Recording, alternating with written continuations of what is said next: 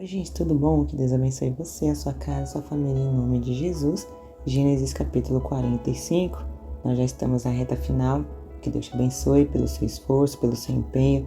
Só mais alguns capítulos e você encerrará juntamente comigo o livro do Gênesis, para a glória de Deus. Amém? Vamos lá?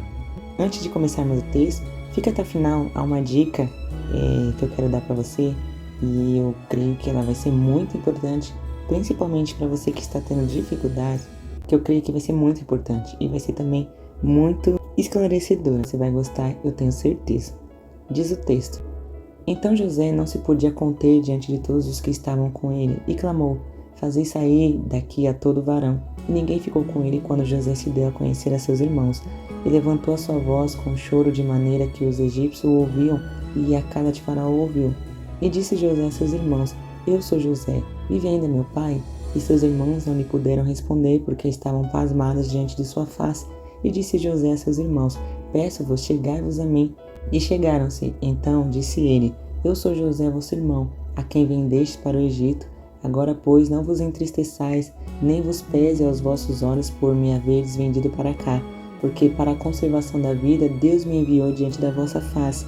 Porque já houve 2 anos de fome no meio da terra, e ainda restam 5 anos em que não haverá lavoura nem cega, pelo que Deus enviou diante da vossa face, para conservar a vossa sucessão na terra e para guardar-vos em vida por um grande livramento. Assim, não foste vós que me enviastes para cá, senão Deus, que me tem posto por pai de Faraó e por senhor de toda a sua casa, e como regente em toda a terra do Egito. Apressai-vos e subi a meu pai, e diz-lhe: Assim tem dito teu filho José: Deus me tem posto por senhor em toda a terra do Egito.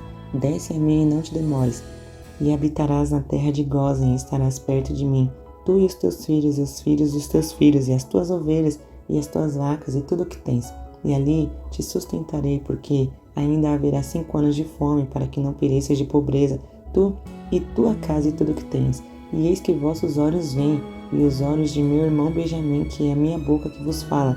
E fazeis saber a meu pai toda a minha glória no Egito, e tudo o que tendes visto. Apressai-vos a fazer descer meu pai para cá. E lançou-se ao pescoço de Benjamim, seu irmão, e chorou. E Benjamim chorou também ao seu pescoço.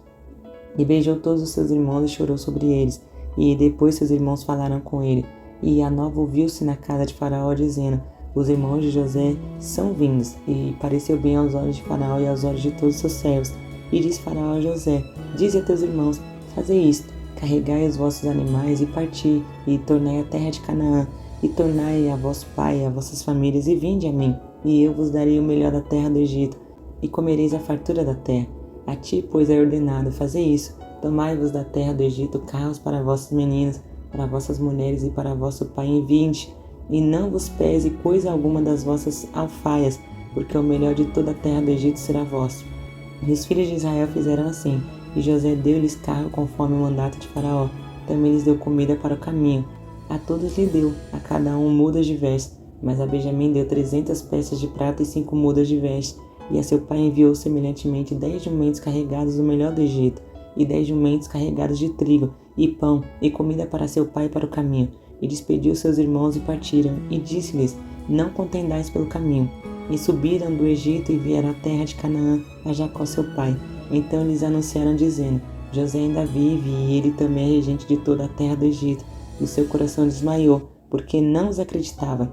Porém, havendo-lhe eles contado todas as palavras de José, que ele lhe falara, e vendo eles os carros que José enviara para levá-lo, reviveu o espírito de Jacó, seu pai, e disse-lhe Israel: Basta, ainda vive meu filho José. Eu irei, e o verei antes que eu morra. Bom, a história é uma só, ela tem sempre uma continuidade a cada capítulo, certo? Então aqui é a continuidade. E o José não suporta essa humildade, em forma de súplica que o seu irmão está fazendo diante dele. Faz lembrar do salmista quando diz que é um coração aquebrantado e contrito, não desprezará o Senhor. Também a Bíblia fala que em Romanos 8:26, o Espírito Santo intercede por nós com gemidos inexprimíveis, porque nós não sabemos nem como orar. Então veja que essa humilhação também mostra como os servos do Senhor que se humilha diante de Deus para suplicar a Ele misericórdia. É muito lindo a história do José em si, e é claro, nós estamos aqui apenas para resumir para mostrar para você que sim, nós conseguimos se a gente se esforçar e se a gente querer, né? E a dica que eu falei que eu iria dar aqui para vocês é, às vezes vai haver um texto que ele é ou enorme, né? Ou ele é muito difícil. Isso aqui, literalmente e nitidamente, sim, vai acontecer. E você vai ter dificuldades para montar uma mensagem. Mas aqui vai uma dica muito boa que você precisa entender. Você prestou atenção no que eu fiz aqui? Ainda que foi curto, as palavras que eu mencionei, porque eu não estou aqui para montar por você e para você uma mensagem, mas uma certa observação, uma pequena observação, um esboço, enfim, um pensamento. Veja que eu só peguei um versículo, que é o começo, que o texto diz aqui no verso 1. Então José não se podia conter diante de todos os que estavam com ele. Então veja, por que ele não está se contendo? Como eu disse, repito, é a continuação do capítulo 44, porque o Judá estava se humilhando diante dele, então ele não se conteve. Então, um texto enorme, eu só peguei um versículo, e nesse um versículo eu montaria aqui uma mensagem, certo? Então você também pode fazer isso. O que? Em um texto inteiro, use um versículo.